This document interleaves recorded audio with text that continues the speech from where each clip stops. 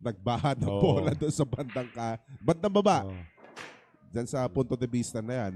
And he is going to use those cluster. Okay, umabot. One rail. Kahapon papasok yan. Strangest racks that they have seen this entire season. Nice. And that shot is good. Cue ball to hit the 4 and make it into the side pocket. He chose the second option. Same pocket kasi may nakaharang. Oh, himanip. Dalawang isip si Black Carabao doon. Kita ba ni Gardy rito? He's gonna play safety here. Oo. Kasi may silip eh. So ganito po dito sa Sharks Arena. Minsan, o kadalasan marami mga wild creatures na lumalabas dito. Kick shot pa rin.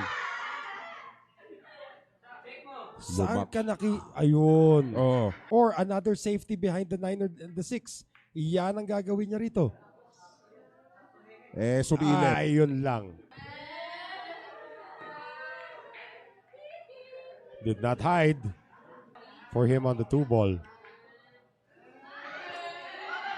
Not a problem on the stretch. Ito na naman. Abbreviation na naman ba to? It's not automatic. Makakatulong pa ba yung 8? Hindi. Ma-disgrasya pa siya. Bubukas pa yung mesa kayo. By doing this, mapipilitan na naman si Espinola to continue the safety battle. Good contact. Hindi niya na papasok. Garde yun, papasok yan. 2 balls ang ginamit.